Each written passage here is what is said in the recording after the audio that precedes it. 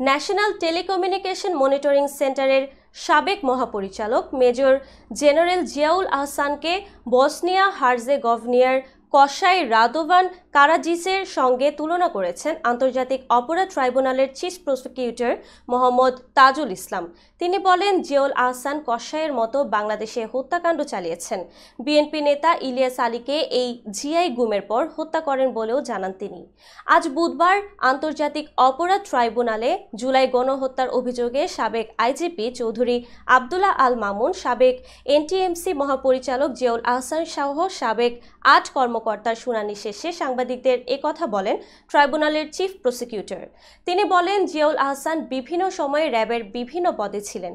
সর্বশেষ তিনি এনটিএমসির মহাপরিচালক ছিলেন। তিনি বাংলাদেশে গুমের পরে নিয়ে গিয়ে পৈশাচিক নির্যাতন, হত্যার পরে লাশ ডিসপোজাল করা এসব কালচারের জনক ছিলেন।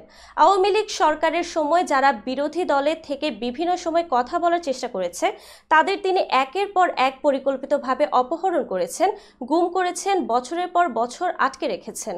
তাদের মধ্যে বহু মানুষ আজও ফিরে আসেনি। তাজুল ইসলাম আরও বলেন, জিয়াউল আহসানের নেতৃত্বে বিএনপি নেতা ইলিয়াসকে গুম করে হত্যা করা হয় বলে আমরা জানতে পেরেছি।